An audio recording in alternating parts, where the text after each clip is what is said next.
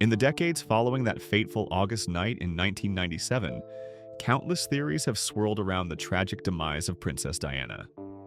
The world was told it was merely an unfortunate accident, a speeding car, an intoxicated driver, and the relentless pursuit of paparazzi combining to create a perfect storm of tragedy in a Parisian tunnel. Yet whispers of something more sinister have persisted, refusing to be silenced by official explanations. Today, after nearly 3 decades of calculated silence, Diana's own family is stepping forward with revelations that could forever change our understanding of that night. The breaking of this prolonged silence marks a watershed moment in the ongoing saga of Princess Diana's death. Since the world lost its beloved People's Princess in the Pont de l'Alma tunnel, speculation has run rampant, fueled by inconsistencies and unanswered questions. The official narrative painted a picture of Henri Paul, the acting security chief at the Ritz Hotel, driving recklessly while under the influence with aggressive photographers in hot pursuit. Yet, this explanation has never satisfied those who knew Diana best, and now her family members are courageously challenging this established version of events. Among those leading this charge for truth is Charles Spencer, Diana's younger brother, and the man whose emotional eulogy at her funeral still resonates in public memory. Sources close to the Spencer family reveal that Charles has harbored profound reservations about the circumstances surrounding his sister's death from the very beginning. In private conversations with trusted confidants, he has consistently expressed bewilderment at numerous aspects of that night. From the inexplicable choice of route to the peculiar conduct of security personnel, and most troublingly, what he perceives as a hasty attempt to close the case. Perhaps the most chilling revelation centers on a letter Diana composed several months before her untimely death. This correspondence, entrusted to her loyal butler Paul Burrell, contained what many now view as an eerily prophetic warning. In her own handwriting, Diana expressed fears that someone was orchestrating a plan to eliminate her through a staged car accident. At the time, even her closest family members, including Charles, dismissed these concerns as paranoid delusions born from the stress of her public life. The tragic irony of this dismissal would haunt them forever. The official investigations, conducted separately by French and British authorities, maintained a unified stance. Diana's death was an accident attributable to driver error and excessive speed. Both inquiries placed the blame squarely on Henri Paul, citing blood alcohol levels allegedly 3 times the legal limit. However, this conclusion has been met with increasing skepticism from those familiar with the case's intricacies. Why would a seasoned security professional, entrusted with the safety of such high-profile individuals, be so grossly negligent? Moreover, why would Trevor Rees-Jones, Diana's experienced bodyguard, enter a vehicle with an obviously impaired driver without raising any objections? The testimonies of multiple eyewitnesses paint an altogether different picture of the moments leading up to the crash. Several individuals reported observing suspicious vehicles engaged in what appeared to be coordinated efforts to control traffic flow near the tunnel entrance. Others described mysterious motorcycles that seemed to be shadowing Diana's Mercedes rather than photographing it. Charles Spencer has methodically collected these accounts over the years, building a dossier that challenges the official narrative. Mohammed Al-Fayed, the father of Diana's companion Dodi, has been unwavering in his belief that the deaths were orchestrated assassinations. His theory that British intelligence services conspired to prevent Diana from marrying a Muslim man was initially dismissed as the ravings of a grief-stricken father. Yet, as more evidence emerges and more voices join the chorus of doubt, his allegations are receiving renewed consideration from serious observers.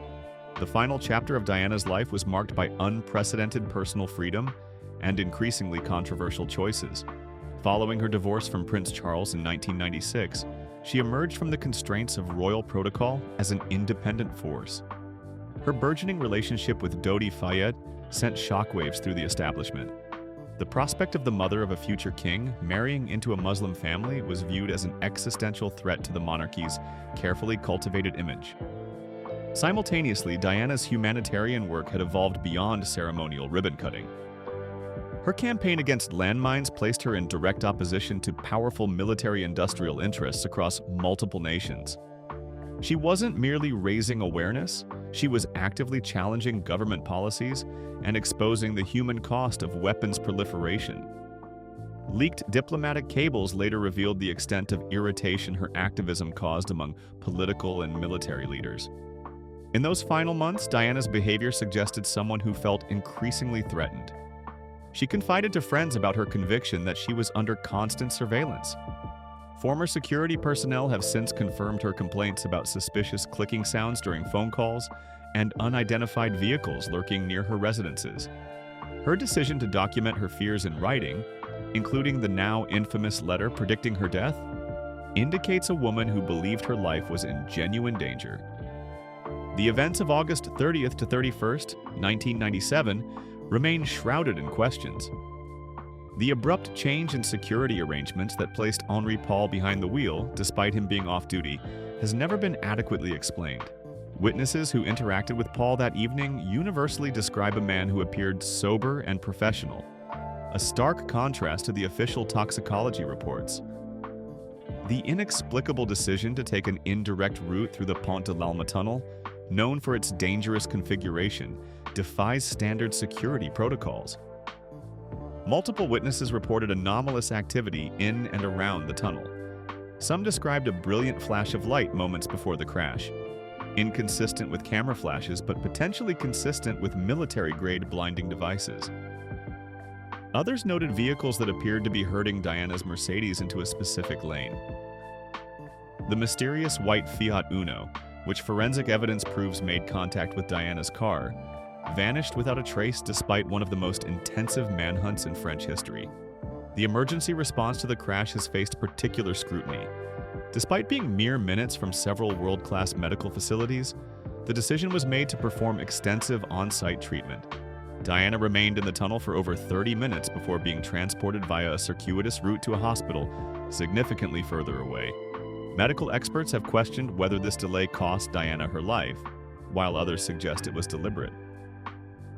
The subsequent investigations were plagued by irregularities. The French inquiry reached its conclusions with remarkable speed, while crucial evidence, including the inexplicable failure of every CCTV camera in the tunnel, was dismissed as coincidental. The British Operation Paget, launched 7 years later, was criticized for its limited scope and apparent reluctance to challenge the established narrative. The lack of meaningful cooperation between French and British authorities resulted in a fragmented and incomplete picture of events. The royal family's response to Diana's death generated unprecedented public anger. Their initial silence, lasting several days, was interpreted as callousness or something more sinister. The eventual public statements felt forced and inadequate to many observers. The decision to make Diana's young sons, William and Harry, walk behind her coffin was seen as a cruel adherence to protocol over compassion. In recent years, both princes have begun speaking more openly about their trauma. Prince Harry's description of that funeral procession as one of the hardest things I've ever done, and his revelations about seeking therapy decades later, have humanized the tragedy's impact.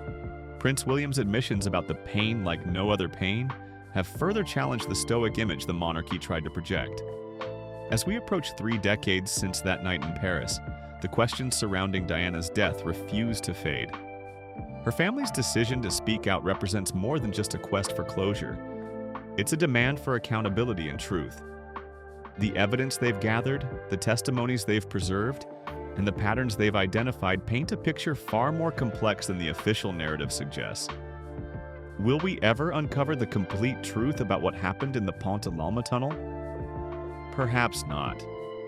But as Diana's family breaks their silence, they're ensuring that the questions will continue to be asked, the evidence will continue to be examined, and the memory of the people's princess will continue to demand justice. We invite you to share your thoughts on this enduring mystery. Do you believe Diana's death was merely a tragic accident, or do you see merit in her family's suspicions? Your perspectives and insights are valuable as we continue to seek the truth about one of history's most controversial deaths. Please like, share, and subscribe to stay informed as more revelations emerge about the princess.